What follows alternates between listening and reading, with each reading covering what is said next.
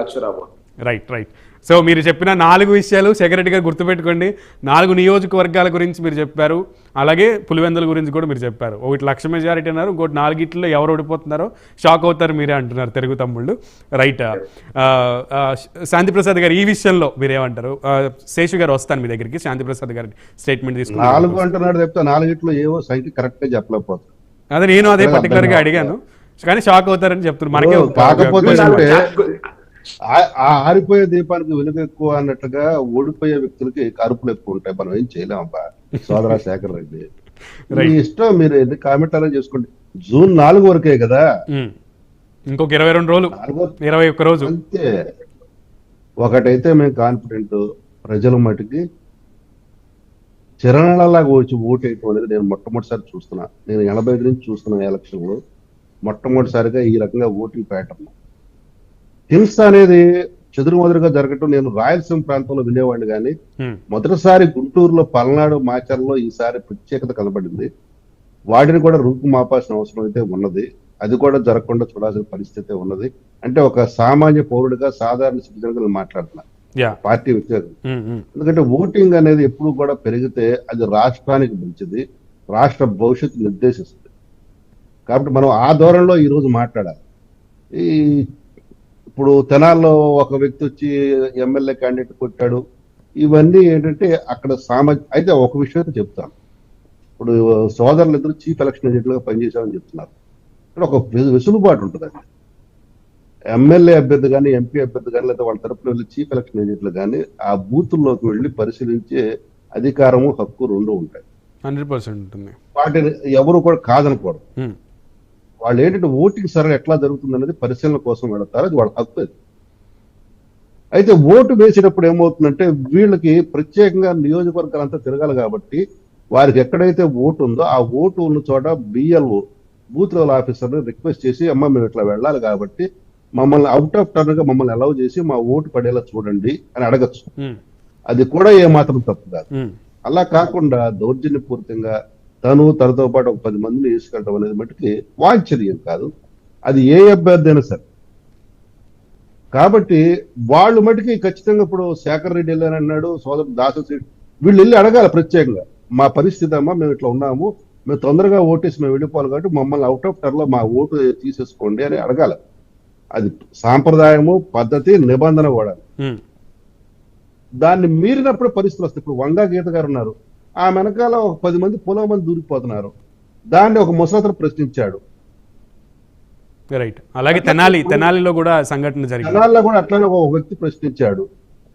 అక్కడ ఏంటంటే కొంత మర్యాద పాటించి కొంత గౌరవంగా ఉంటే అభ్యర్థులు కూడా బాగుండేది. ఎందుకో కొంత మరి ధీమా అంటామా లేకపోతే ఇంకో పదం వాడితే మా శేఖర్ రెడ్డి మళ్ళీ బాధపడతాడు, కానీ ఏదేమైనా చరిత్రలో వస్తాను శేఖర్ రెడ్డి గారు ఆన్సర్ ఇద్దరు కానీ, శేఖర్ రెడ్డి గారు ఆన్సర్ ఇద్దరు కానీ ఒక్క నిమిషం. తెనాల్లో ఏదైతే అన్నాబత్తని శివన్న ఏదైతే నిన్న అసహనానికి గురవడానికి కారణం మీకు తెలుసు, మీ అంతరాత్మకి తెలుసు, కానీ అందరికీ తెలుసు. అదంతా కంకాక్టెడ్ స్టోరీ, కల్పించిన స్టోరీ అని కూడా మాకు తెలుసు. రైట్. శేషు గారు ప్లీజ్ వస్తాను. శేఖర్ రెడ్డి గారు మీ దగ్గరికి వస్తాను, ఒక్క నిమిషం. శేఖర్ రెడ్డి గారు ప్లీజ్. శేషు గారు ఈ విషయంలో మీ వాయిస్ అన్న చెప్పండి. ఇప్పుడు అన్న ఏమంటాడంటే కుప్పము, మంగళగిరి, పిఠాపురము, ఇంకేదన్నా అన్నారు, ఇంకోటి కుప్పం, మంగళగిరి, పిఠాపురం, అలాగే హిందూపురం. అన్న జూన్ 4 రిజల్ట్ వస్తాయి అన్న. జూన్ 5న మరలా మీరు ప్యానల్ లో కూర్చుని 4నే కూర్చోవాలి, కౌంటింగ్ అప్పుడే కూర్చోవాలి.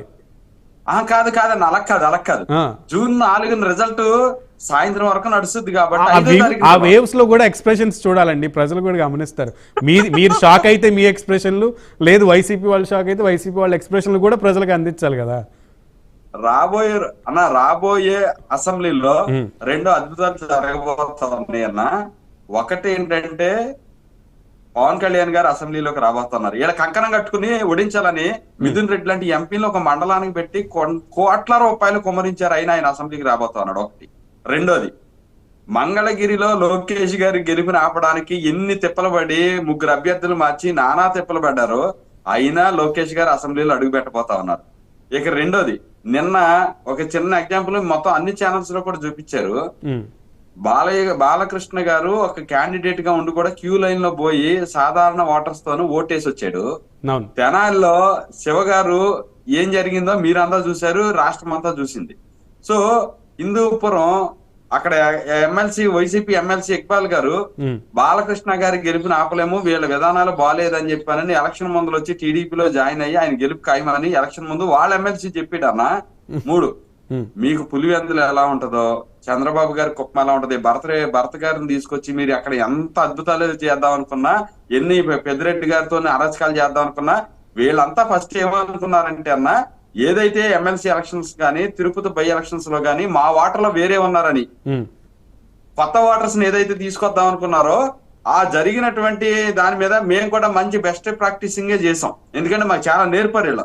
ఫస్ట్ టైం అన్న వాటర్ లిస్ట్ లో ఏంటంటే ఒక 10% డబులింగ్లు, డెత్లు ఇవన్నీ ఉంటాయి. డిలేటింగ్ లిస్ట్ ఏమో అంటే మీకు 10% ఓటింగ్ ఎప్పుడు కూడా ఉండదు. అంటే డబులింగ్లు కానీ డెత్లు కానీ ఇవన్నీ ఉంటాయి. కానీ వీళ్ళు చేసిన దానికి మేము వర్కౌట్ చేయాల్సి వచ్చింది. డబుల్ ఎంట్రీలు కానీ అన్నోన్ వాటర్స్ ని తీసేయటం కానీ కొత్త వాటర్స్ ని జాయిన్ చేయటంలో కానీ చాలా చాలా పెద్ద ఎక్సర్సైజ్ చేసామన్న. అందు గురించి ఏంటంటే వీళ్ళకి అవకాశం రాకుండా పోయింది. మరలా చెప్తున్నా, మా వాటర్స్ ఈ రాష్ట్ర ప్రజలు మీ మాదిరిగా వేరే వాటర్స్ మాకు లేరు. ఈ రాష్ట్రంలో ఉన్న వాటర్స్ చాలా అద్భుతమైనటువంటి విజయానికి, కూటమి విజయానికి సంచలనాత్మకమైన చారిత్రాత్మకమైన తీర్పుని ఇవ్వబోతా ఉన్నారు అనేది రిజల్ట్ వచ్చిన తర్వాత మీకు అర్థమవుతుంది. ఇప్పుడు చెప్తే నేను కమిట్ అయినట్టుంటది కాబట్టి చిన్న మాట చెప్తానండి.